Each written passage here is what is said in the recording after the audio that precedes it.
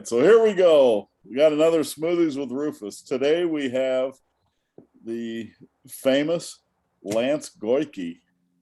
And Lance is a guy that to me, has a really interesting story to tell about learning. He's one of the smartest guys I know. And he's also has the most varied interests of anybody I've ever met. And but he's also a great coach, and he's got lots and lots of really good knowledge. And so I'm gonna introduce you to Lance Goyke. And Lance, why don't you start off and tell us a little bit about yourself, and we'll kind of take it from there, I guess. Yeah. So, man, I started working out in high school for ice hockey. I was really into hockey, really wanted to, I don't know, I grew up in the time where you could be anything you wanted to be, quote unquote. And so I was just like, okay, I'll try really hard. I've come to learn some limitations genetically that I was fighting against that I don't know that I ever would have really overcome. But I tried really hard practicing stuff probably to a fault. And I worked out, and I was really diligent about working out, and I kind of just fell in love with it. So started reading a lot about it. It's kind of one of the first things that I really dove into. And I don't know, I just kept doing it. It became more important than playing hockey. And when I couldn't keep playing in junior hockey after high school, I don't know, got really into powerlifting, really into weightlifting some more, and kept going. So fast forward to joining a gym in Indianapolis that happened to be run by these guys who made some products that I was buying and watching at the same time. It was a good fit. They kind of took me under their wing, and I studied in Indianapolis for a long time as I was living there, really close to them. And a couple years ago, I decided I needed a change of pace, and I moved out to California, to the West Coast in the San Francisco Bay Area, started coaching privately, spread my own wings, and also through a company called Exos, which was contracted by a company called Google, where I train people who work at Google. More recently, we've relocated to the hot, I would say lovely, but I'm going to leave it at hot, Phoenix, Arizona, which has been fine. But it's been hot. As long as you got air conditioning. Oh yeah, exactly. As long as I stay inside, which I'm really good at doing, it's fine. And I train people totally remotely. Make websites for people, sometimes for myself as well. And that's kind of my other side hobby, but I'm totally remote, living that remote life. Wow. We're going to get to some of those remote things that you're doing here in a little bit, but it always fascinates me, your kind of journey. You went from we went from athlete to cleaning toilets at iFast to which is kind of my favorite story, and to being the model for some of their early videos, yeah, to being the secretary, to a part-time coach, to a full-time coach, and then you left. And then you got enough knowledge you could spread your wings, and I think that's really important for people to hear. Just kind of, what price did you pay to get to where you are now, which is probably one of the smartest guys I ever met. And I know we were talking kind of off camera that your schooling, you weren't the world's smartest guy first time you went to college and stuff, and you wind up holding anatomy classes at iFast with your students that you're is it called TA, I think, something like that, yeah, or something like that, yeah. And which was pretty fantastic. You bring them in on Saturdays, and geez, all these kids are showing up, and there's Lance in there lecturing on his own, going off the script and everything. So it was great. But so tell us a little bit about that, how that journey there, if you don't mind. Sure. Yeah. So when I was younger, I had never really studied for anything other than a spelling test, and school was just easy. We studied in class and I got smarter then. And so I never really learned how to apply myself until about seventh grade. I took a social studies exam and I got, well, they only called them tests then, but I got a D on that. And we talked with my mother and I talked with my, I wanted to call her professor, but I suppose you call them teachers when they're in seventh grade. And she just said, oh, well, if you didn't study at all, maybe try to study for the next one and see what happens. And hey, it actually went really well. I think I got an A, but I know it was much better than a D. Fast forward to college, I was really into powerlifting, and that was kind of like my priority. I had started off pursuing a degree in computer engineering, and when I took calculus, I decided I didn't want to apply myself that much because I didn't get an A in calculus without studying anything or doing any homework, which is shocking. I don't know how that happens. So I changed my degree to exercise science, and I started to study the science of exercise, kinesiology. And I, even through then, like that hadn't really woken me up, I would say. What really woke me up was there was one semester that I did really bad, and I hate to even say it out loud. I hated to tell Mike and Bill about it. I don't know if I ever told Bill about it, so make sure he doesn't hear this, but I got a D in physiology, I think a D plus in a general physics 1, and a C in statistics. Those were my 3 courses. It was about 12 credit hours or whatever. I just wasn't applying myself at all. So that was rough. I got a letter of academic probation warning me to get my... I got a file full of those. Like every other semester. Well, they were warning me to get my act together.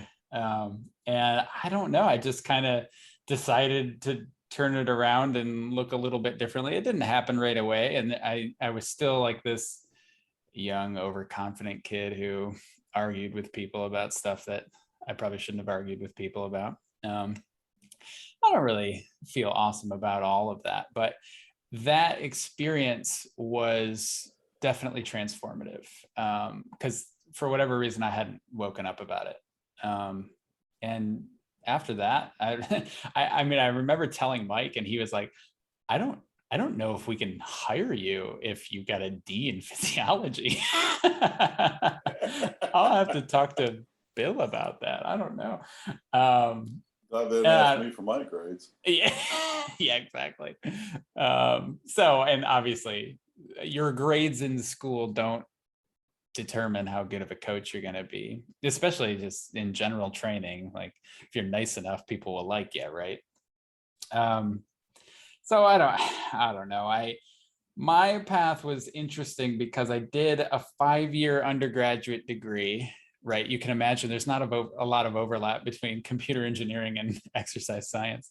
And I went kind of slow. So 5 years, I got an undergraduate degree, and I just said, well, I don't know that I want to coach full time yet. So maybe I need to keep going to school. Maybe I need a higher degree. And so I was playing around with this idea of going to medical school, perhaps going to physical therapy school. I knew a lot of people who were doing that. Seemed like the cool thing to do.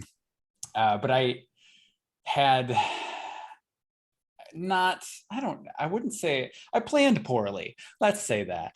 And I didn't take any of those classes that would allow an undergraduate student to go right into a doctorate of physical therapy, because I thought that I didn't need those. I didn't take like the basic anatomy. I took the exercise science anatomy, for example.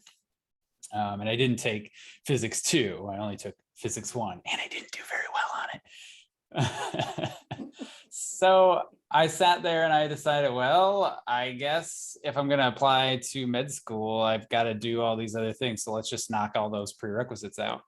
And I did about 2 more years of undergrad, 6, 7, Yeah, it's about 2 years. And I went through biology, I went through all the other stuff, and I also decided to retake some courses that maybe I hadn't done very well on.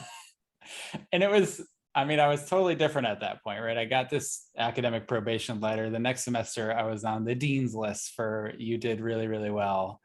And fast forward maybe 2 years, I retook that semester and I got A's in all three of those courses. I know I got 104 on the physics final, which was awesome. I definitely bragged about that.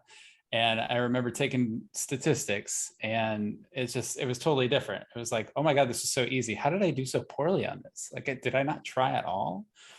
And not to say that it's always easy. It was just like really basic foundational stuff that I had already taken once, and maybe I remembered some of it. Though I will tell you, I took physiology again, got an A in that one, and I didn't remember a freaking thing from the first semester other than the hormone ghrelin makes your stomach growl. That I did remember. And I did all that, and I decided not to go to med school, did a 1-year master's instead. And after 9 years of school, I said, well, I should probably stop putting off real life. And I gave up on the school thing. That's awesome. I just think back to that journey back through there, and just watching you, and it's really pretty cool to me. So let's go on ahead, and you've now become a coach. You've become a very good coach. And what's your clientele look like? I know you do some stuff for James Serby and Rebel Performance. Do you still do stuff for Exos? I can't remember. I do. So I would Google say or whatever. I'm mostly half and half training Googlers, which are mostly not exclusively, but mostly, like a traditional computer nerd. Right.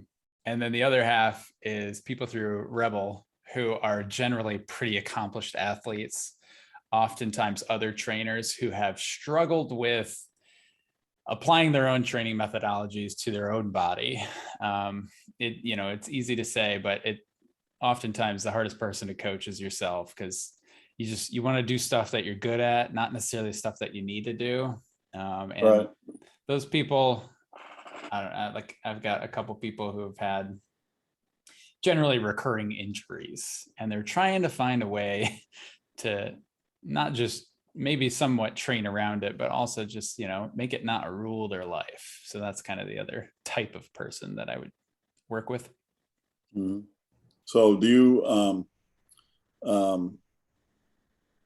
so your focus then is mostly adults, as opposed where mine is it's the kids, right? Right. I have one high school pitcher as well. But, oh, really? Yeah. Jeez, these pitchers are getting more and more popular. It seems like, I know Eric's got some. Eric Huddleston has some, and different things. And of course, Jason Neal works with pitchers almost exclusively down in Atlanta. So what types of how your basic philosophy of how to train all these different types of people, is it pretty much the same going in, and then you kind of branch off according to their needs and wants?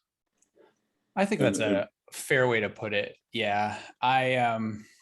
The phrase I use a lot with them is I'm here to make you drink your medicine. Like, okay. I know it tastes bad, but you need to do it anyway. Okay. So what are you looking at performance necessarily, or I guess it's all about performance, right? I mean, we could kind of say that. So you're not doing anything really different than what I'm doing with the kids, or what Corey does with his patients. You're trying to get them to move better, basically, right? So, yes, for the most part. If somebody's really tough on the movement stuff, or has had some recurring pain for over a couple of weeks, I generally refer them to whatever physical therapist I can make them go to. Right, Hopefully, one in my network, and right. then I train a lot of people in groups, like small group settings. So Uh-huh. what I'll do is I'll say, okay, if you went to the physical therapist, what I want you to do is take those exercises. You're going to replace our warm up, our group warm up, with those exercises. I just want you to do those, and you can hop into our warm up whenever you're done with that. So I definitely try to put a premium on movement because I think I can affect it more. But I also try to remind everyone to go to sleep, to stop working sometime during the day, and to eat their vegetables.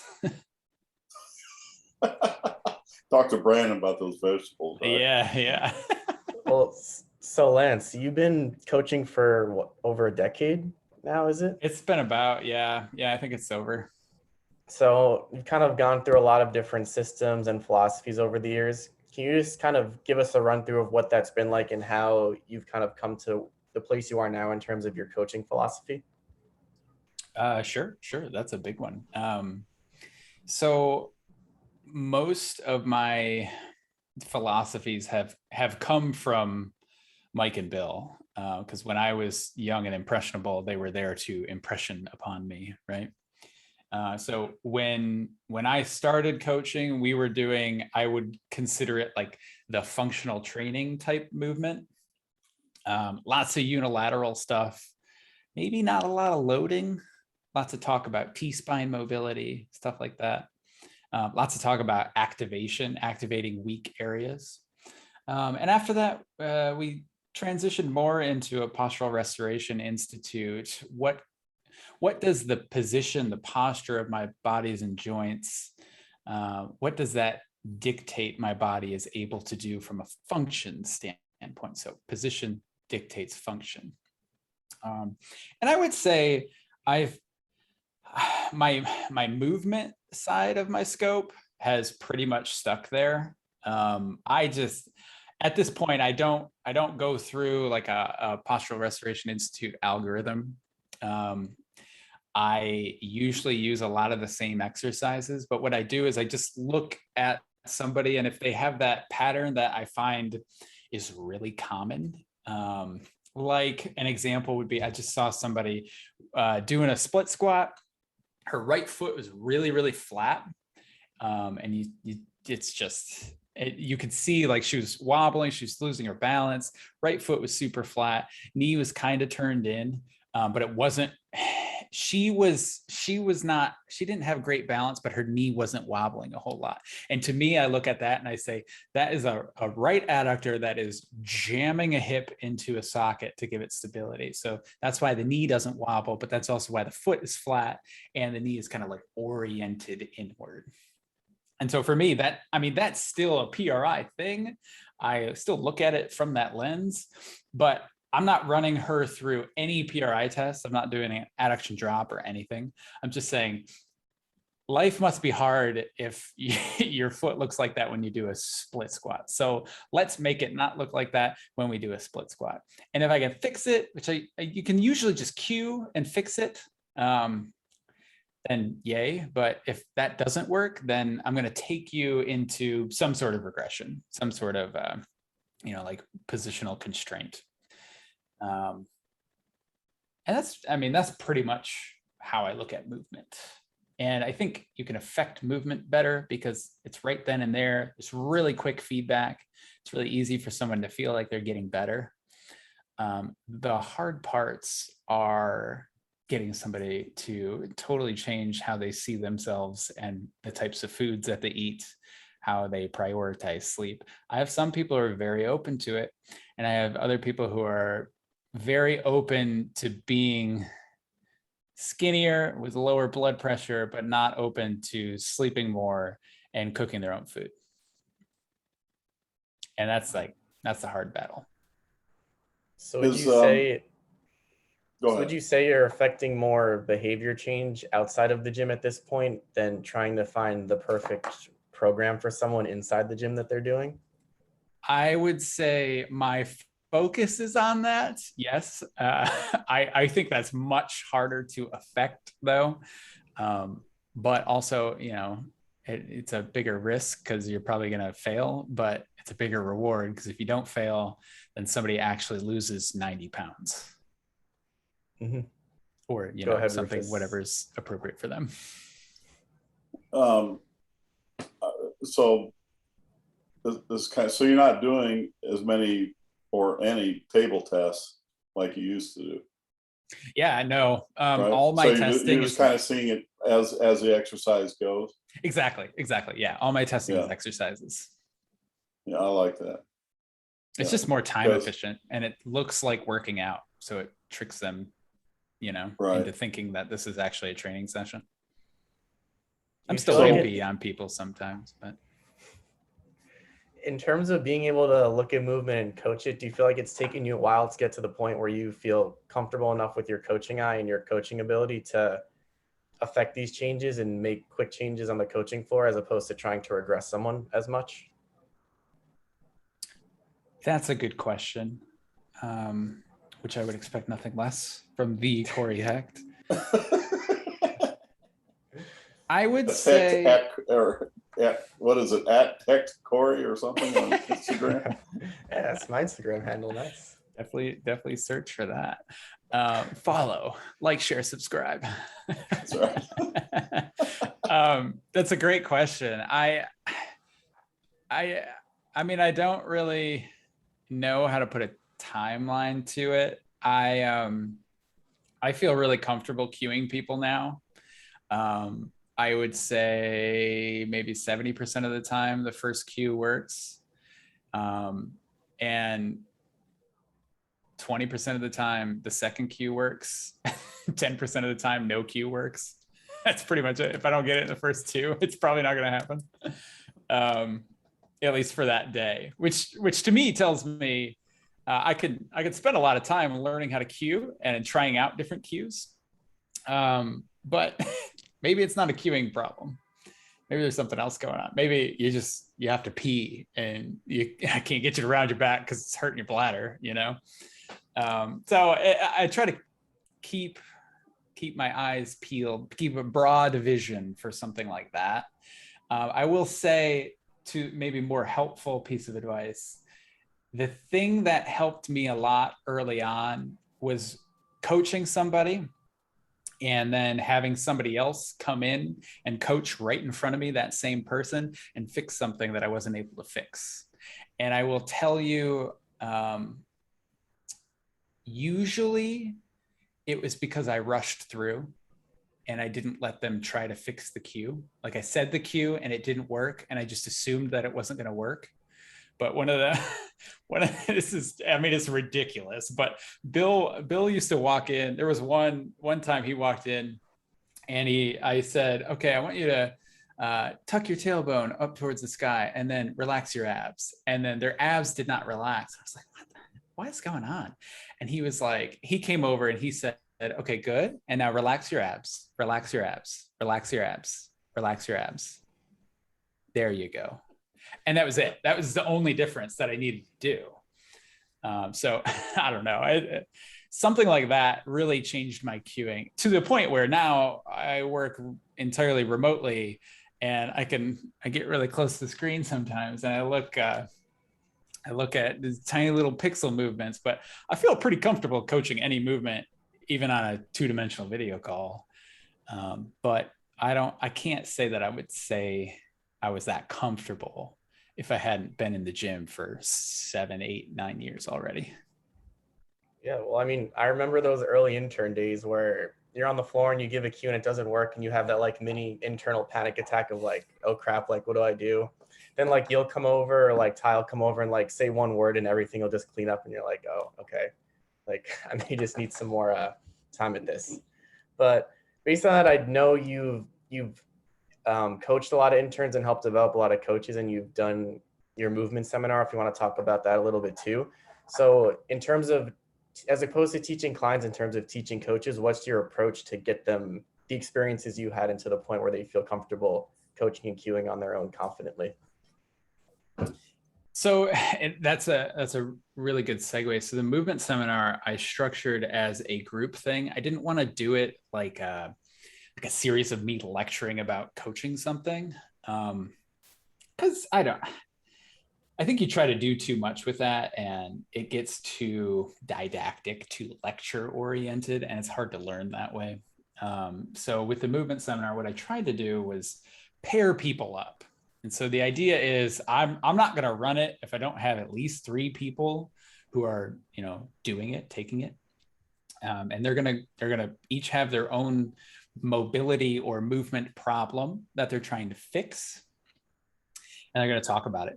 They're just going to say, I don't know that I want to give away all the secret sauce, but we have a system for evaluating these movements and for working through it. So I need to identify what is wrong. And I need to come up with a test so that, because your eye can kind of fool things.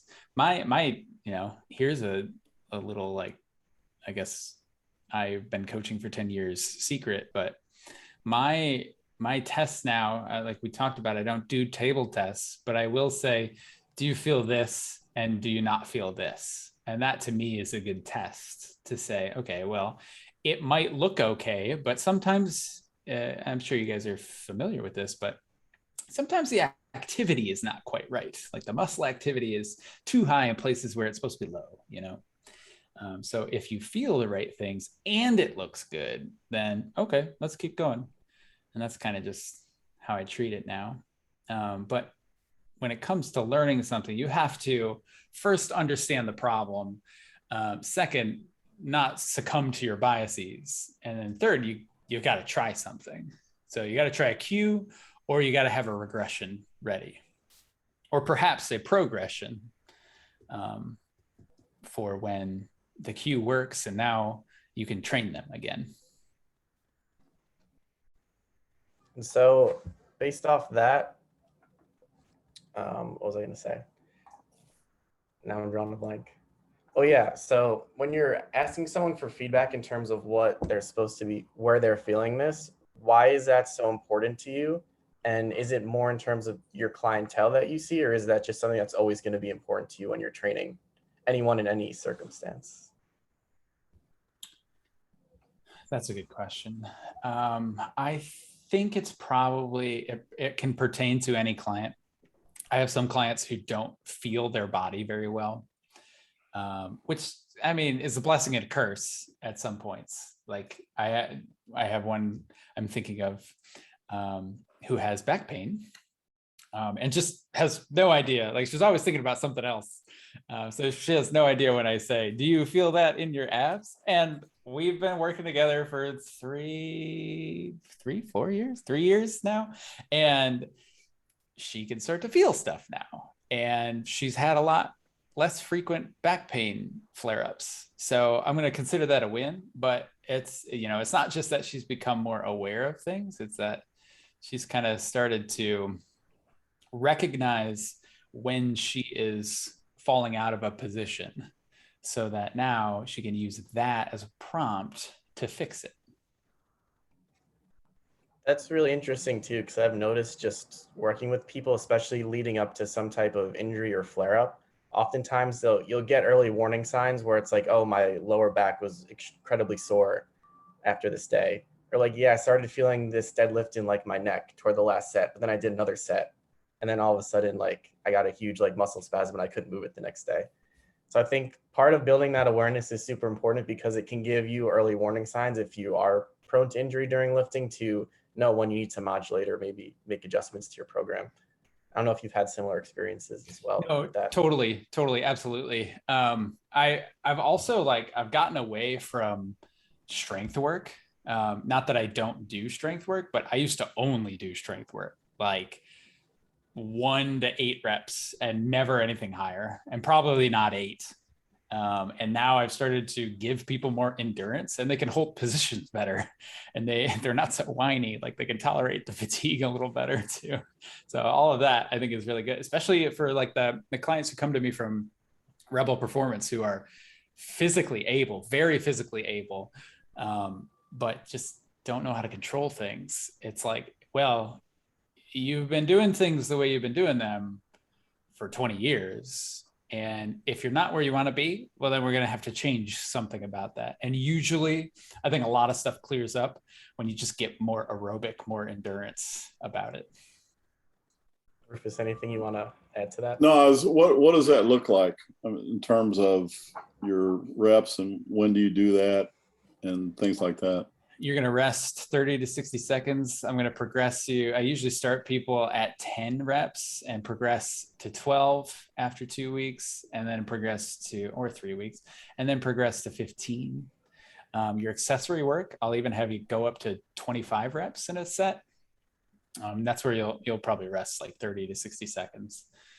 It limits the amount of load that you can use, so you're less prone to getting stiffened up, and it gives you a bunch of opportunity to learn the movement, because like even if you mess one up, it's not a super strong stimulus that says, okay, like if I do a set of 3 on a deadlift and my back is super arched and I finish with my back at the top, like I'm learning how to do that. I'm really practicing that. But if I have a set of 15, well, the weight's got to be a lot lower, and even if I mess one up like that, it's more likely that the other 14, a higher percentage of my total set, will be in a good position at good timing with good muscle activity. So when do you do that? Do you do that at the initial, the first week of training? I mean, I think there's a kind of a working into it, but once they know how to do the exercise, then is that something you do after you've had them a long time, or do you do them, or do you do the endurance stuff? I guess you would call it strength endurance.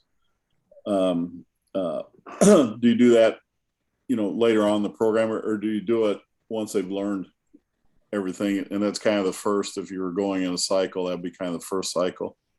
So,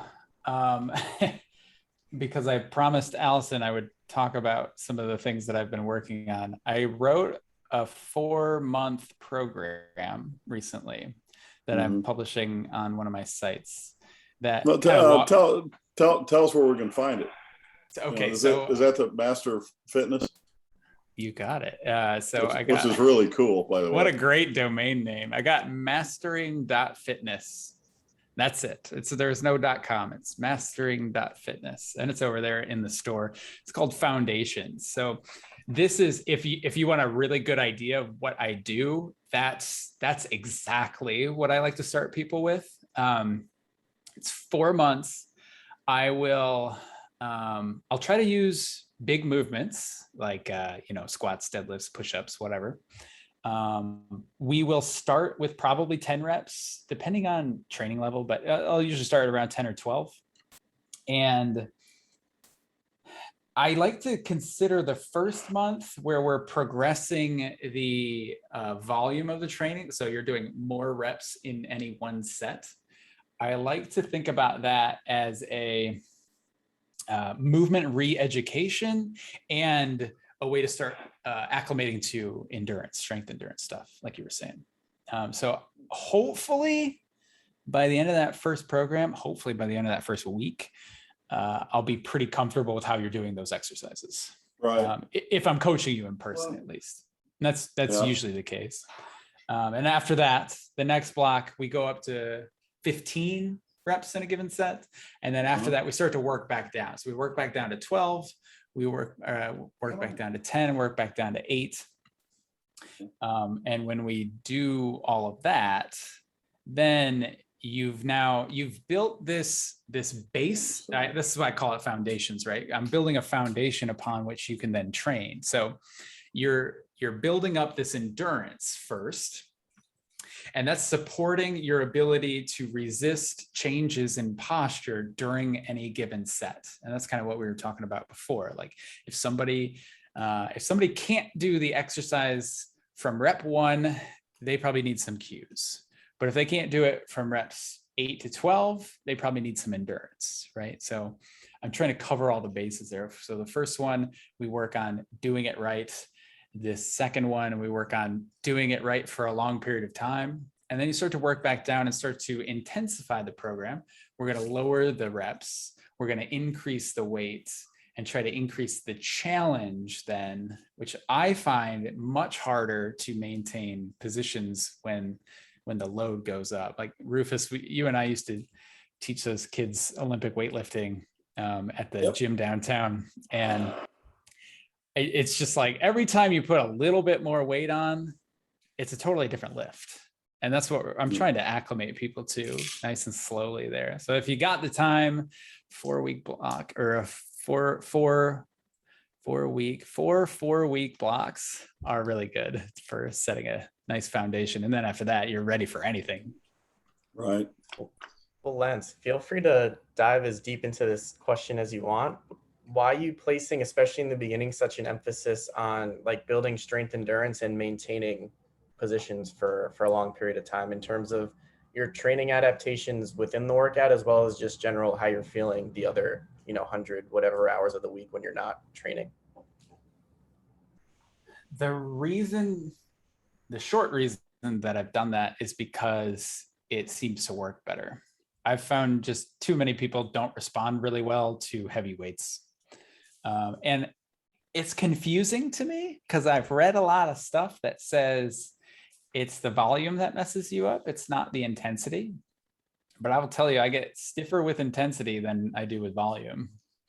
So what I'm trying to do is break that mold. The other part is my rebel performance people who are kind of like the people that I have to worry more about making sure they get a training adaptation because they're not so detrained. For those people, I can still give you a really good training adaptation and it can feel like you worked out if you sweat a lot and your muscles burn during an exercise. But if my loads are half of what they would be otherwise, you're in a much safer spot where you're not putting yourself at risk for a flare up to whatever injury your body likes to choose. So then the second block or second phase after the first 4 months, would you necessarily get into more strength type work depending on what they needed? At that point, I wouldn't do it based on what they needed necessarily. I would do it more based on what they want. Okay. Because they've I can see that. Yeah. They've given me, 4 months of setting up a good phase like that. That's unheard of in real training. That's why I write programs for nobody in particular and publish them on my own website because I can abide by my own rules. So, but basically what you're doing is giving them a foundation. Yeah. Not only of doing exercise properly, but also some work capacity that can lead into then if they want to do more strength work, or more pure strength work, I guess you would say, and things like that, correct? Yeah. So like the example that I've used is like, if it were me, I would probably go into like a 5x5 strength training program after that. Because I like strength stuff. I think it's fun. But after that, after doing it a month, I probably would stop doing it and I would do something else. And that's been the biggest change to the way that I look at fitness and coaching and training adaptations over the last 3 years. Well, I was gonna say this is a very different style than I feel like you get from just a typical kind of strength training program where you're always trying to progress like some variable of volume or load over time and just build more and more strength. So why do you think you've had that change over the last 3 years where you're maybe going for a little bit different adaptations and focusing more on position with that? It's mostly from training myself. Like I had done this one program. So Bill wrote Eric and I a program. Well, he wrote it for Eric and I just did it with Eric for like 18 months. It was just repeat triples up to 12 sets, auto regulate if you're feeling tired that day. And we were doing a floor press, not a bench press. And I think we had 2 upper body days and 1 lower body day. And that was plenty for me. We might have even only had 2 upper body days, and they were really hard. Some of them were like 90 minutes. They were pretty long. And I was playing ice hockey on another day. And that was considered my like leg day, conditioning day. But I felt really good on that. And after doing it for 3 to 6 years, I thought I should probably try to find other ways to train. And I started to just dabble with doing doing cardio. Like I would get on a bike and I would pedal for 5 minutes and I would be like, that was the worst thing in the world. Why is that so bad? That shouldn't be so bad. I should do something about that. And so I don't know. I just started to experiment on myself. It's funny because I'm training people for about 4 years now. I've just noticed too the difference in terms of like people come in, they'll be like, yeah, I do these like high intensity boot camp classes and like my knees and my lower back are really sore the next day. Like my abs were like on fire. So it was like a great workout. Yeah. And then just kind of redefining that where you're not necessarily pushing load or intensity in the beginning, but you're building up, like you said, that like strength, endurance, aerobic base and making sure they're feeling it in the right muscles and are even sore in those muscles the next day. They just feel way better and actually don't dread going to a workout and feel like they're going to feel like garbage after because they got crushed in places you don't necessarily want to crush them. I've been thinking about I've been thinking a lot about marketing because I don't market myself very well. Hence we're doing a podcast. Also because I like you guys. That's why we're here. And I was thinking about writing. I really want to like sit down and write this article that explains why 5x5 doesn't work. Because you see a lot of people on the internet that are doing their 5x5 and it's not working. A lot of people do it too soon. These are just cursory thoughts. A lot of people do it too soon and they don't get enough practice executing the lifts effectively. So, they're already topped out on they're already compromising their technique to get the weights that they're trying to do. But it's also just to this, your question made me think of this, Corey. You're doing the same thing over and over again. And like, I get that you want to be stronger and 5x5 is a way to get stronger. But at some point you've maxed out your strength and everything else in that performance pyramid needs to get broader or more voluminous so that you can then support more strength training after that.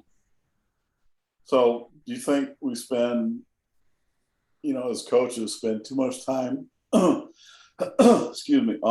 building just strength and not enough time on the other aspects, as you say, strength, endurance, just general moving, like for an athlete, like sprinting and jumping and those kinds of things? I would say I can really only speak for myself and maybe a few other people that I used to work with. I think we used to do that too much. I don't think most of us do that now. I think we've learned. Yeah. So that you've learned that you can't just do strength. Yeah. Okay. So I look at it as strength is great, but it's not the end all be all of everything. Right. And, right. A lot of my friends, will say, oh, if you want to be a better athlete, do the Olympic lifts. Well, to me, they're just a tool. Yeah. To get what you want done. And other guys say, oh, I got to get stronger. I got to get stronger to go faster. Well, that's fine up to a point. And then you actually got to go faster, sprinting and doing sprinting things. Right. Yeah, totally. And I think that so many times we miss that and don't do that stuff. And I really like that approach of the strength, I don't know if we're calling it strength endurance, but your more endurance type of activity as far as the number of repetitions. Yeah. Yeah. Conditioning is useful. Heart health is important. And when I explain it to people, I feel comfortable just leaving it at that. This reminds me though of the idea of a high school strength coach who trains football players, who does powerlifting programs for them. because you got a lot of people in these high school kids who haven't really worked out and they need to get stronger, and all of that is true. But I would say, and I think you would agree, that you do them a huge disservice by giving them only bilateral lifts, not teaching them how to do it correctly, and not really addressing any other training quality. Yeah, no, I would agree with that. I would. You love jumping on the bandwagon of knocking down high school strength coaches. Not knocking them down. I just, because I used to be like that, right? Yeah. My thought process was, if I just get them stronger. Well, then as I got older, I learned, that you can squat 800 pounds or whatever, but if you can't move it very fast, it doesn't relate to your football. Yeah, totally. Or, whatever. And I think that, I used to see it in weightlifting. When I was involved in weightlifting, you spend so much time trying to improve their squat. And yes, it helps some things, but at the end of the day, you better know how to do the lifts properly and the technique. And, and the Eastern Europeans spent, 2 or 3 years just doing those kinds of things that you said, more strength endurance things, and learning how to do the technique of the exercise. Now they weren't doing 10 power cleans, but and they were certainly doing 10 or 15 squats and the different things that did keep the weight lighter. And that's how they control, but they were working on perfecting the technique of the exercise that they were doing. So I agree with you totally. Yeah, it seems like you're taking a much more sustainable approach to training. That sounds so hippie-ish. So based on that, well, I mean, I say that because you want to be able to train for long periods of time and be able to train hard when you want to train hard. And if you're not taking into account some of the other variables besides just pushing load and doing the same kind of 5x5, then you may run into roadblocks, maybe not immediately, but a couple of months or a year or two down the road. Yeah. But where I kind of wanted to go with that was, you probably get this question a lot of or just clients want to be healthier. And so when they don't have a good conception of what that means, how do you explain that to them? And what are you considering in terms of determinants of what's going to make someone quote unquote healthier? That's a hard question. I haven't really gotten that. I tried to say something other than, that's a great question. I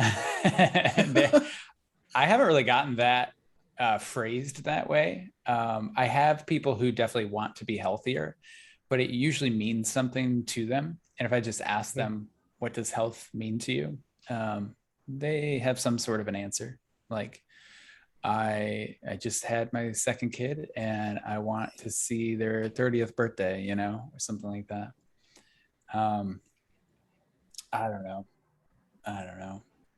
I like to explain health and fitness very generally because it makes training, this sounds sleazy, but it makes training much more marketable.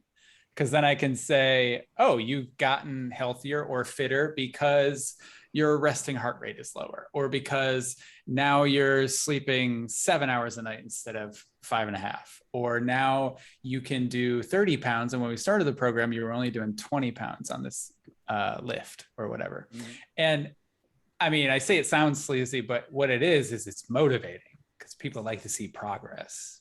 So I like to spell it out as much as I can. I think you kind of take the same approach as you would anything else. You certainly don't want them to do conditioning for 3 or 4 years. You got to mix up. Okay, let's throw in a cycle where we just do some strength stuff. Yeah, there's nothing wrong with that for anybody. Yeah, you don't want to be the fittest weak person. Yeah, exactly. And then what's give me a definition of fit. What's fit? It's the same idea. I just everything, anything Yeah, Can I absolutely. move? Can I not Yep. lose my positions? Depending on who it is. That's Yeah, how I no, explain it.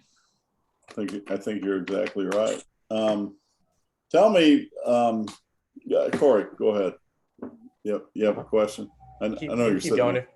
If you have No, something, no, keep go ahead. going. I was going to change the subject, but go ahead. Well, I was gonna change it to speaking of marketing subject. Oh, okay. Oh, Go ahead. So we're gonna we're gonna put you on the spot here and do a little smoothies with Rufus experiment. okay. Change up our content a little bit. So Lance, question we want to ask you is, how can someone build glutes to get a nice looking butt? Is this the one structured, pre-thought of question that you This had is the coming one Yes. in? pre-structured Yes. question. We were talking about Yeah. this the other day. Could you I don't get this question a lot. Could you say this one more time? Well, so a lot of our content is very like specific, diving into the nitty gritty. We're looking at like YouTube and all these sources, and you type in like, like great glute program, and it gets like 50, 15, 20 million views, and we get like 10 views on our videos. So we're just asking you a very general question of, I'm training for aesthetics. How can I get my butt to look better through exercise? Okay. Well, I sense a title, a very clickable title coming in here soon.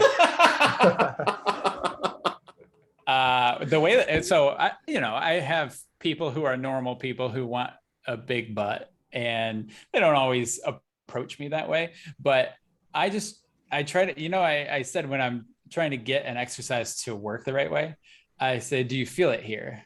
And so for something like a deadlift, which is super hard to learn for a lot of people, I just say, at the top there, do you feel your butt squeeze a little bit? And they're like, and then I say, point where you're feeling it. And then they point somewhere that I am not expecting. And then I say, okay, well, when you get to the top, I want you to push your heels down in the ground. I think you get a lot for glute training stimulus, I'll say, like a hypertrophy stimulus. The answer is you just need to train it really, really hard. I don't think it really matters what exercise you do.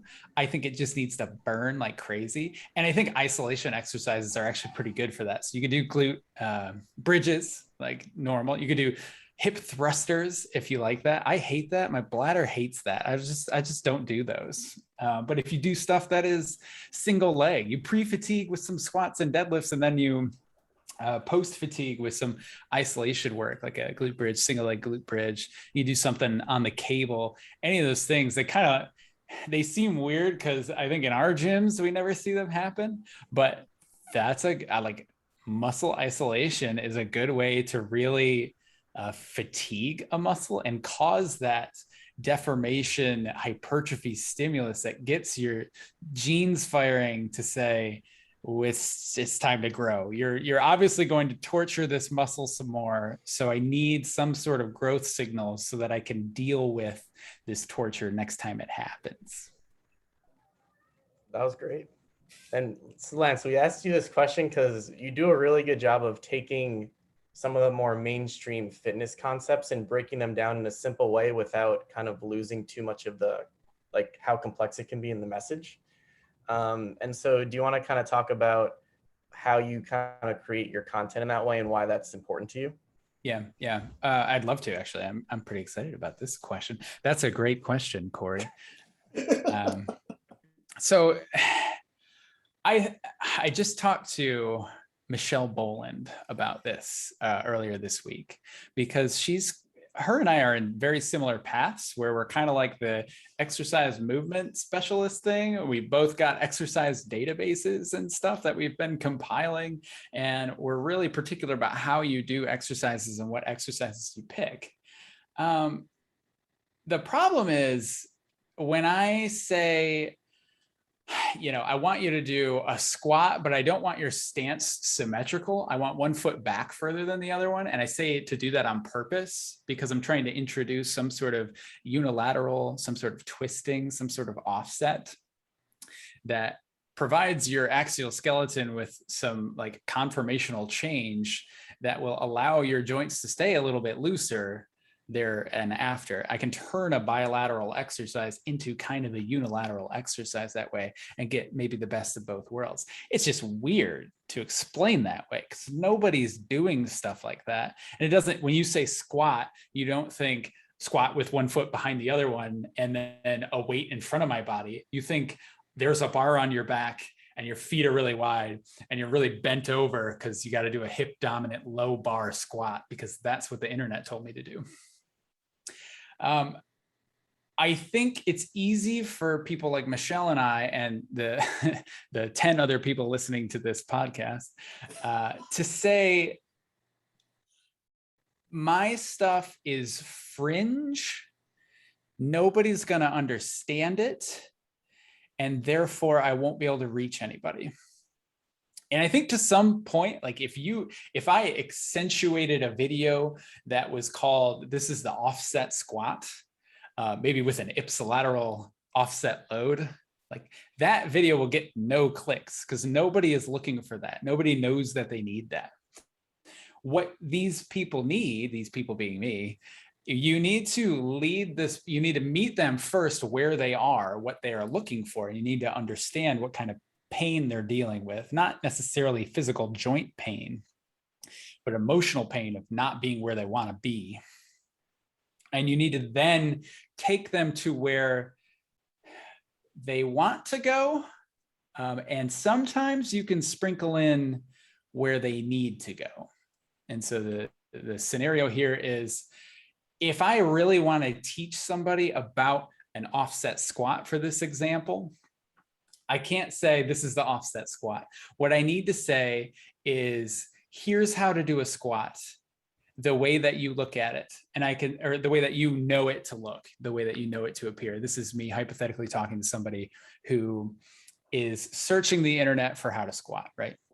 That person wants to hear from Mark Ripito that I need to put the bar on my back and I need to stand and I need to lead with my lumbar, I think he used to say, which is fine and an appropriate cue for some people, especially if you're arching your back when you come out of the thing. But what I need to do if I want you to understand offset squats is I need to say something kind of like that. And I could say, most people will start you here. I don't like to start you here, and here's why. And then I say, I think a better option is, and I don't necessarily agree that the offset squat is a better option. I would do the normal squat most of the time.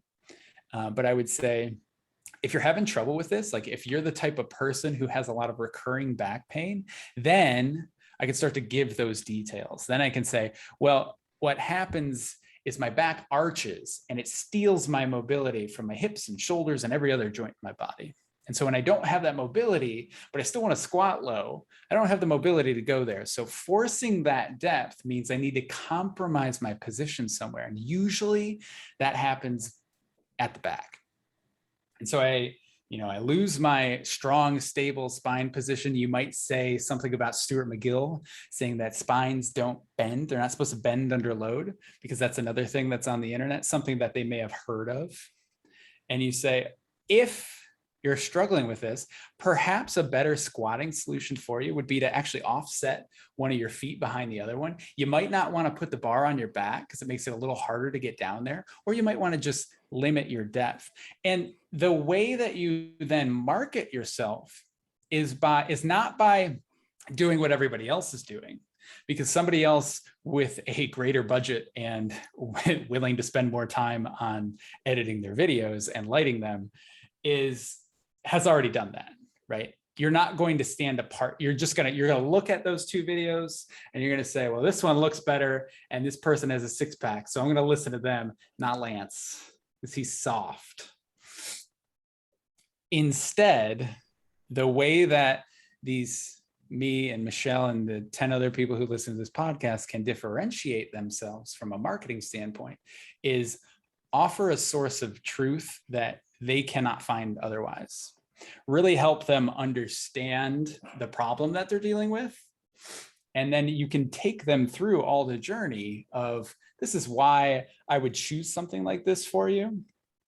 And I think that it's going to help you much more than our other alternatives. And that way, I don't have to dumb down the videos that I talk about, but I do have to be very particular about the first thing they see is the video thumbnail. Like if we're talking about YouTube, for example, the video thumbnail is like the most important thing because it catches their attention. And that it has to be kind of sleazy a little bit, or it has to kind of dictate what's going to go on in this video so that they can understand what to expect. Then they might look at that title and say, yes, that's exactly what I'm looking for. And for them, it's not, here's how to do an offset squat. It's 4 things you should have known about squatting before you started squatting. Something like that, you know? And then as I lead you through that, I give you all those details. You start to really trust me because I obviously know what I'm talking about. I'm describing the problems that you have, and I'm offering solutions, hopefully that actually help and they can feel it. That was great, because I think that there's a percentage of people who train and try to train in what we consider a more traditional sense that just struggle with either injuries or it doesn't work for them. But if you're kind of more on the fringe like you're describing, and and all your content is so down the rabbit hole that the average person can't understand it, they're not going to take away anything from it. They're not going to know how to apply it. I think it's really cool that you're able to take these concepts and present it in a way where these people can understand it, and it's just a more simple solution that will actually give them, for lack of a better word, Rufus, a more sustainable training solution. And so what you're basically saying is, when we post the video of you explaining how to get a nice butt, we should change the thumbnail from the 3 of us talking on this screen. Well, there has to be a butt there because this video is about butts, right? It's not about these 3 dudes with headphones on, you know? And so going off that, how do you feel like you've been able to implement this so far, and what challenges have you faced trying to present this information in a way that's not vastly, but it's just a little bit different than what like a traditional kind of approach may be? So I've been thinking about this a lot the last year or so. My most recent project was this really way too long article on quad stretches. I did some research and it seemed like that might be a Google search term that would bring more people to my website that I could actually compete for, because my website's been around for a little while. But it was really hard because you think about somebody's looking for quad stretches on Google. They want you to show them a quad stretch, and they probably just want a picture. They don't want an 11,000 word article on quad stretches, that's for sure. But that's what I gave them anyway. So what I tried to do was I took this topic, this quad stretches, and I said, okay, well, I got to make this about quad stretches, but I can still give you my honest thoughts about this. I don't necessarily do quad stretches with hardly anyone, but I don't tell them necessarily to stop doing it unless they're doing it really poorly. Like they're stretching your quote hip flexor, but you're also stretching your low back a lot, or compressing your low back, maybe more specifically. Like just something like that. I'm going to say something. I'm going to say you shouldn't do this, and this is why. And I don't know, I'm not always that firm, but I say, oh, I probably wouldn't. Why are you doing that one? And then I hear what they say. And sometimes their doctor told them to do it. And then I say, oh, that's weird. I found that doesn't really work very well for people, and leave it at that and try to move on. I don't know. For this article though, I also made a video to go with it, and I put it on YouTube, and it's about 12 minutes. Try to keep it under 10, but there's just so much there. And so it was really hard going through the outlining process, because there's unlimited amount of things to say. You know, it could be a weekend course. If I really gave due diligence to every single point that I make in this thing. But when you're in a marketing scenario, like I would consider YouTube social media to some extent, your people that are watching you on YouTube are usually not looking for, you know, a 1-hour documentary, they're usually looking for something that's pretty quick. And like any other social media, it's giving you a really strong dopamine hit really quickly and usually repeatedly in the same video. So the example with Instagram is I am trained to scroll with my thumb, not me, because I don't really go on Instagram, but people are trained to go scroll with their thumb, and they're scrolling whether or not they've seen something that they like. And the only thing that gets them to stop is if those first like 20 frames, first half a second, showed you something that you wanted to see. And on YouTube, that's the thumbnail. And that's why we talk about that. Oh man, there's just so much here. So for my quad stretches video, which I have to tell you this side story. The way that I motivated myself to finish this video was I told myself, if I make a video that does better than all my other videos, I'm going to reward myself with a new camera. And sadly, these 10 people that watched Smoothies with Rufus went and watched it, but not that many other people went and watched it. So it didn't really get picked up. Sad, but we'll keep working on it. Hopefully the next one will do better. But what you have to try to do then is you start and you say, you know, you're doing these things and this is why I don't do them that way. I've been training for 10, you know, in the video, you'll see, I tried to sneak in my 10 years of training, I get kind of like flinchy. I might be able to recite some of the script that I wrote. I get kind of flinchy when I hear somebody doing, or I see somebody doing quad stretches, because I just feel like there's a lot better ways to utilize your time in the gym. And that's kind of how, that was like the theme for that video was, hey, this isn't necessarily a bad thing. And I'll tell you when it's appropriate.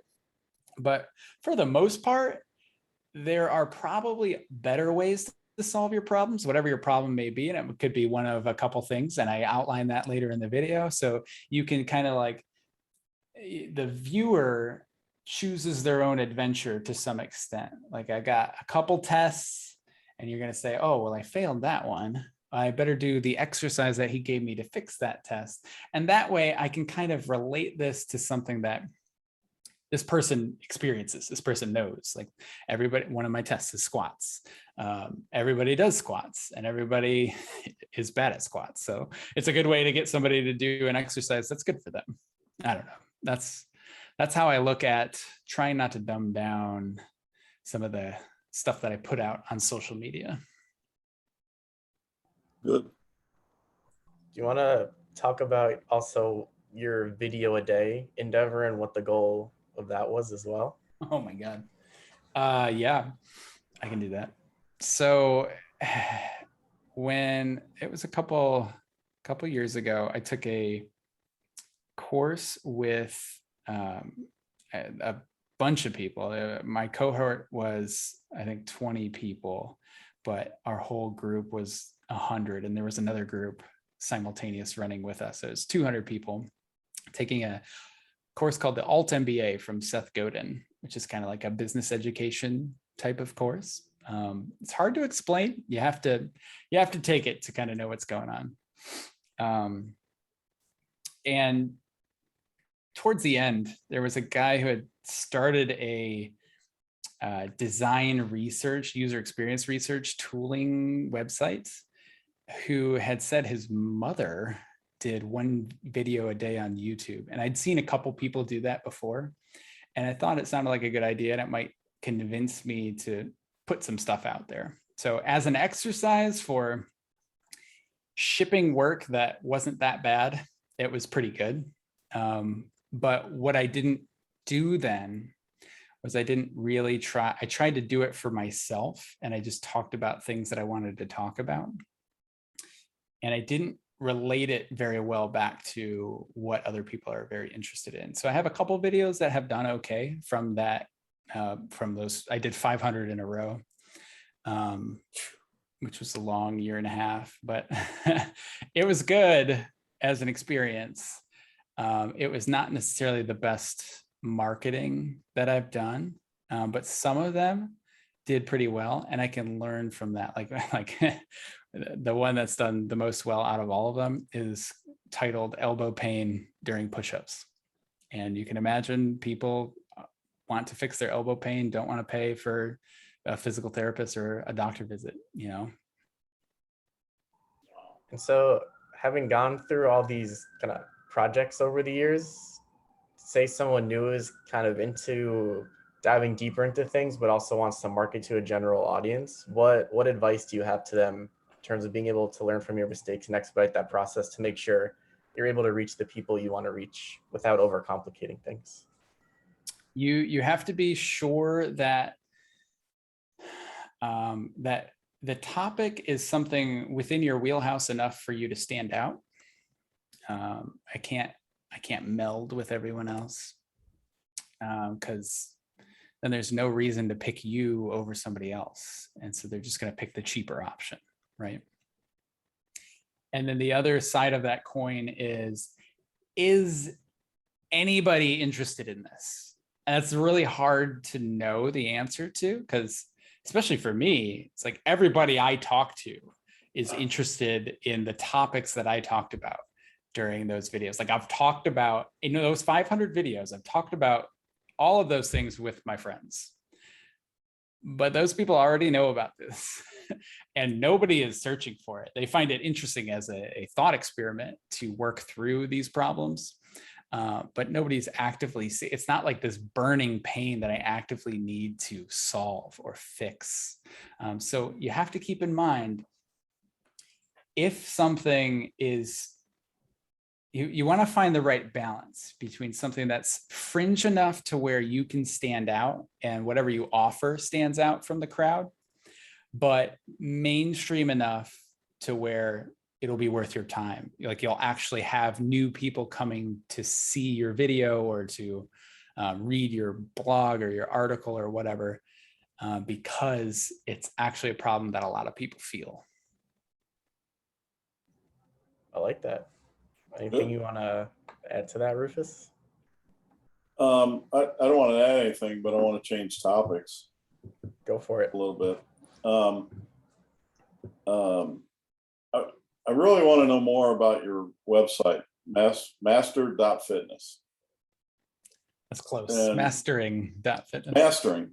I thought you said master. I thought it was mastering, and then I thought you said master. So yeah, I just I mean, I've looked around on it and stuff, and I know you've got a really cool database of exercises that's just awesome. And finally, we have exercises that are being demonstrated properly in their technique. So that's close. But yeah, so tell us a little bit about that. And, you know, what we can what people can expect from it and different things. So Mastering Fitness came about as a pet project for me to kind of have a sustainable project for me to learn web development, software engineering stuff. So I've been teaching myself that for 2 or 3 years now. And that was just the thing that I said, well, if this is public and I make it myself, I can make it however I want to make it. I've made a lot of websites with WordPress, and you can do whatever you want in WordPress, but it's hard to kind of tinker them to exactly what you're looking for. And it's really easy for them to get messy and take a long time to load. And stuff like that really bothers me. I want it to be quick. I want it to be lightweight. I want it to be really clear as far as a code perspective is. But what the real reason that I also made it is my personal website, lancegoyke.com, has just been a place where I can kind of get my thoughts out over the years.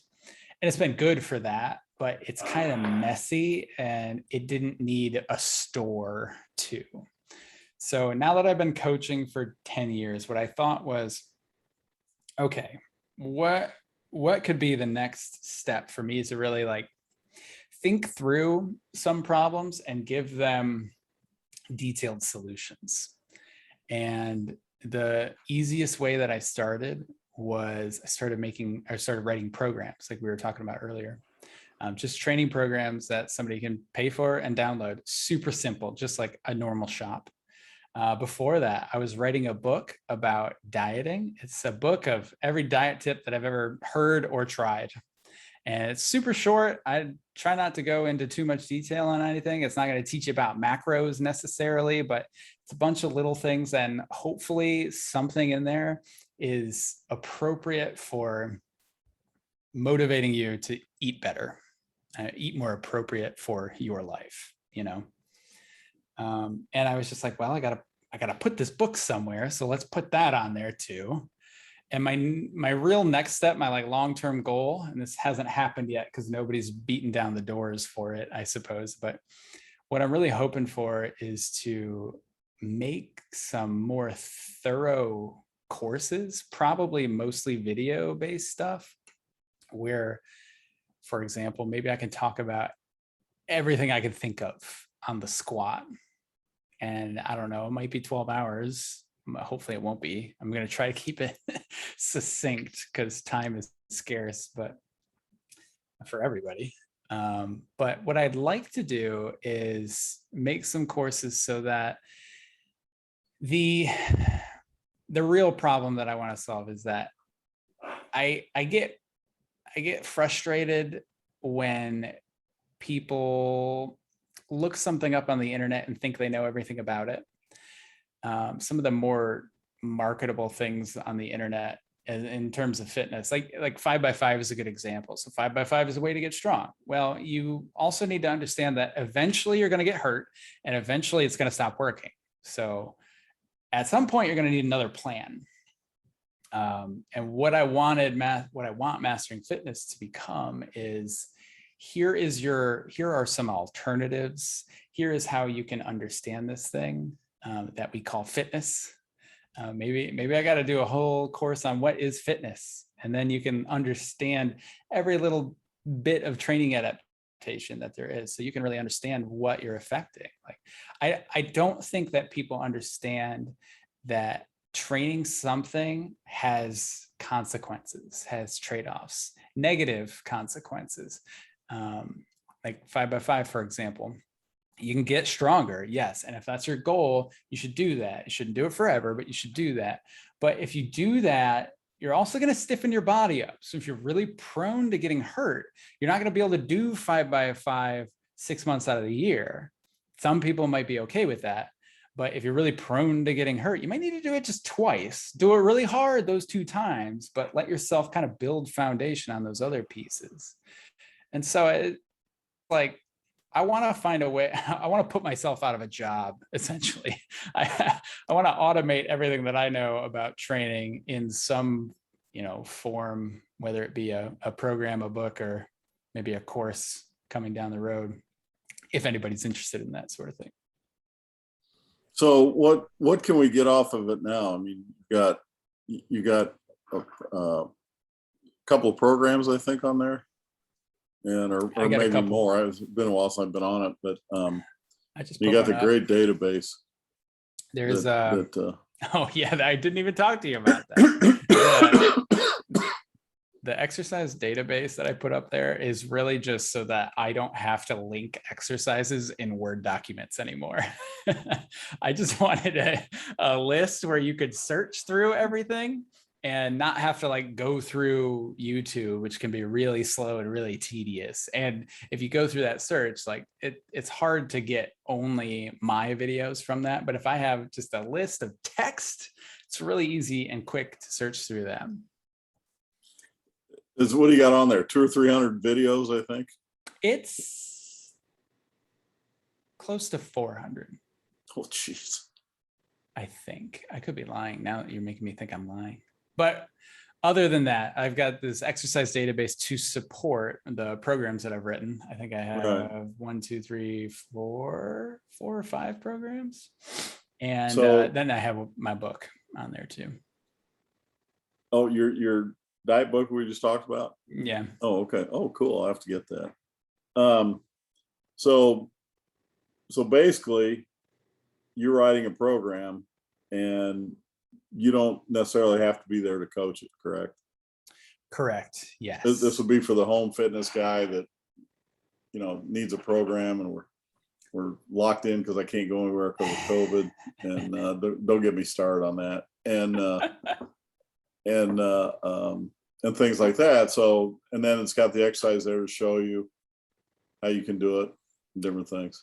So an That's interesting awesome. problem that I'm trying to solve with that is I'm trying to make it so that I can write programs that don't require specific equipment. For the 5x5 program, I didn't know how else to do it. And I just, you kind of need gym access to get that done. Right.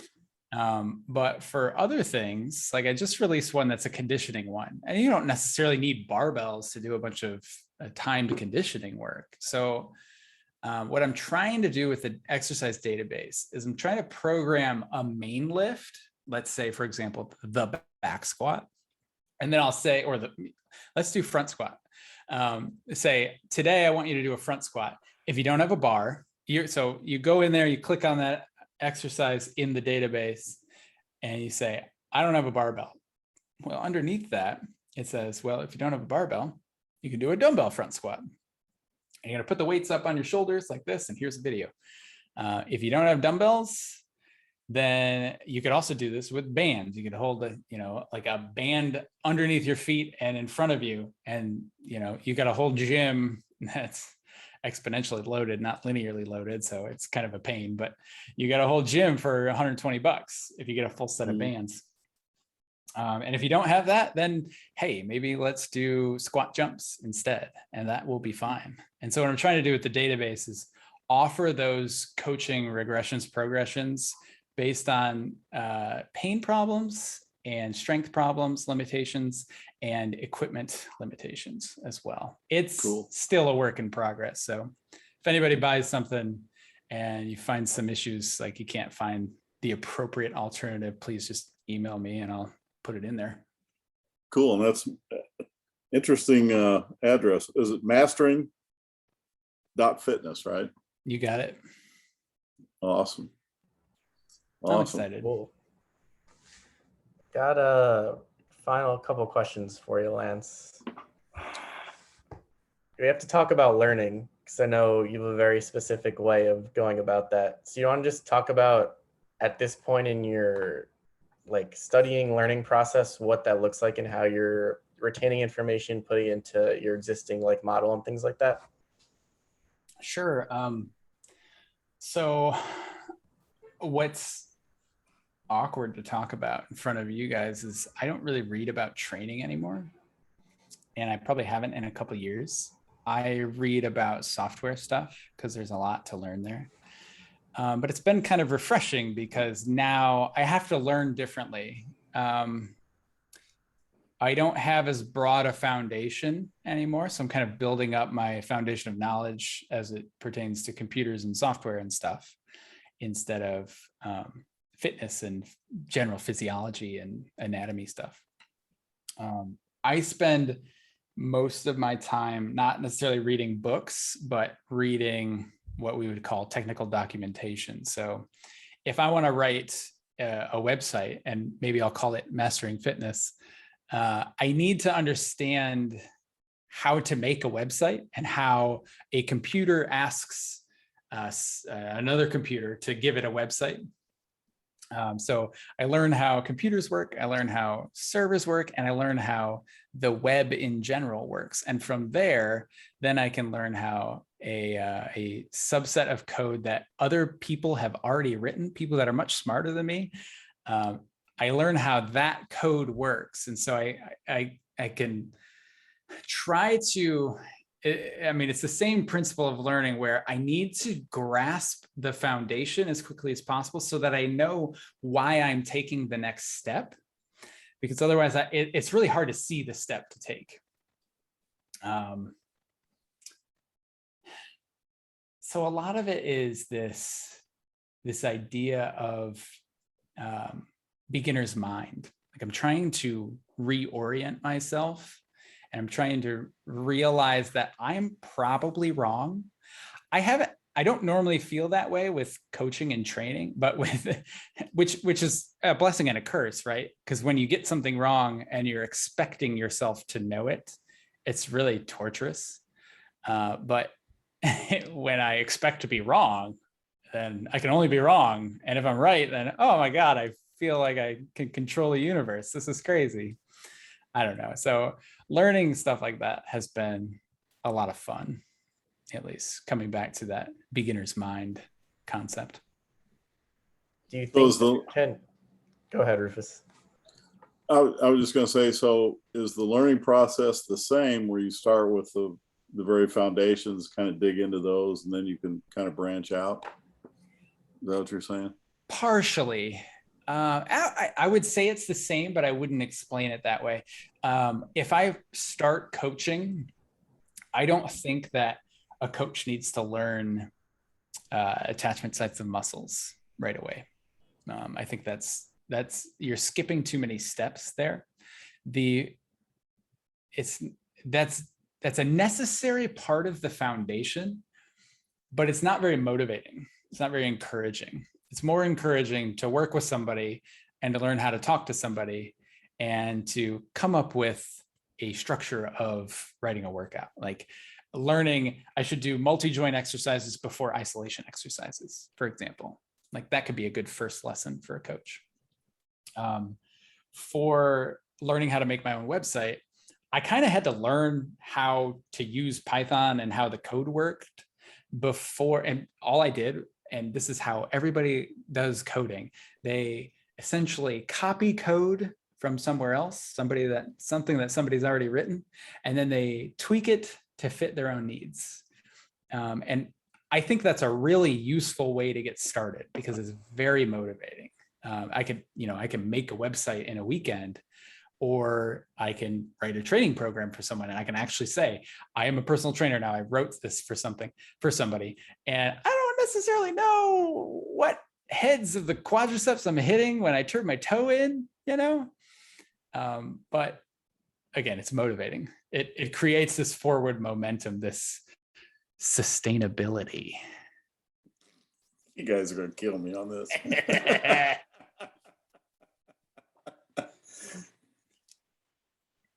Well, go ahead, Corey. I was going to say it's funny because I feel like that in terms of coaching, that can almost get used against you sometimes, where you'll watch someone else coach and they'll do it a certain way or use a certain cue. Then you'll try it and you're not them and you don't deliver it the same way and the context is different. It just fails miserably. Yeah. And you're like, oh crap. So I think that there's also the learning curve in coaching of figuring out what's going to work for you, what's your best delivery method, and kind of what's your style. And so I'm curious how, when you're doing things like your movement seminar, how you try to cultivate that in whoever you're working with. The biggest way that I think we address it in the movement seminar is you have to come up with multiple alternatives. So, and I would like you to order them if you can. Like, this is the one that I would try first because I think it's going to work. But if it doesn't, I'm going to try this instead. And if that doesn't work, I'm going to regress to this instead. And then you have these layers of things that you can, especially like if you're in person or if you're live, I could do it on a video call, for example. I'm going to knock those all out in less than 30 seconds in most cases. And that's really quick learning. I like that because if the first one doesn't work, you don't have to panic because you have nothing else up your sleeve. It's like, I got 2 more things I could try. Then maybe at that point I just chose the wrong exercise or need to regress it. So I've kind of used up all those. And then kind of going off that too, how do you address things in terms of someone's getting all this information from, say, the internet or from other sources, but they have no kind of foundation to put it together? What do you recommend in terms of being able to take something filtered and make sense of it as a newer coach who doesn't have as much of a filtering system? A newer coach. Okay. I try to recommend somebody have a mentor that they can bounce those types of ideas off of. It's not always the most affordable way to learn, but it is more ideal, I think, because you're going to get more direct feedback that way. The single source of, like, for me, that was a lot of times that was Bill or Ty or Eric or Tony or whoever I was talking to. We would we would say, I just, I don't think that's going to work. And, and whoever pushed harder was usually right because they were more convinced. But at this point now, my source of truth is my foundational science. And it's easy for me to say that because I did a master's degree in anatomy and cell biology, so I got a lot of it.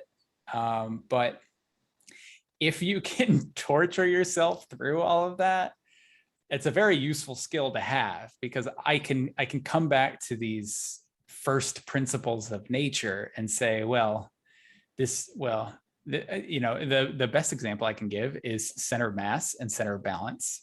That's how I look at everything. If my center of mass gets ahead of my center of balance, or my base of support, that's probably a better way to say that, base of support, then I'm going to start falling forward. My heels are going to come up off the ground. I'm going to activate my, probably my hamstrings a little bit, definitely my ankles, depending on what kind of strategy I like to use. I'm going to maybe need to push my hands out forward to balance myself backward so that the rest of my body can kind of shift. And then I can kind of like squat down and do that. And I understand all of that. And then I can look at somebody's movement and say, I understand why you're doing this because physics told me so. I think that's great. And I think we try to look at it the same way, especially with like your speed work, where like your momentum is going to take you in a certain direction. And if you can't handle that force, it may take you too far. Or if you're not in the right position, it's going to take you somewhere else based on the way your body's positioned, which can be applied to pretty much most exercises, I feel like. And when you have more of that physics lens with it, even if you don't have necessarily the anatomy or the biomechanics, like it just can simplify things for you and give you a better idea of kind of what you're looking at and why something may occur, even if you don't have the exact anatomical or biomechanical reason why. Yeah, I couldn't agree more. That's good. Cool. Anything else you want to add, Rufus? No, I know. I don't want to hold Lance too long because I know he's looking forward to helping Allison with her little test, and so let us know how that turns out. By the way, yeah, I will. But no, thanks. That was great. I had a great time, and hopefully we got a lot of questions. Well, we got a lot of questions covered. That's for darn sure, on a lot of different topics. But that's a great thing about talking to you. You have all these great interests. The one final question I got is, are you standing at the world's strongest desk? I am indeed. And you can see a YouTube video on my YouTube channel that I probably should have put somewhere else, not on my YouTube channel, of me building it. I was just going to mention that. No, the one that we built is actually downstairs as our kitchen table, but this has the same frame, and this one's made of ash instead of maple. Oh, nice. Maybe not quite as strong as the other one, but I've done inverted rows underneath it before. Yes. Oh, wow. There you go. Lance also, not many people know this unless you know him real well, but Lance also has a pen fetish. And he's looking for the perfect pen. And so he's also got up there of videos of people building pens, which is pretty cool. And that's been cool to see. If I had unlimited time, I'd do more of that. I'm waiting for you to build your first pen, fountain pen, right? Fountain pen, yeah. I built a ballpoint one. I took a class at the Rockler woodworking shop near us. Oh, awesome. Well, great. Well, thanks very much for doing this. That was a lot of fun. And tell Allison we said hi. I definitely will. No, I thank you for having me. We'll have to do this again. It was a lot of fun.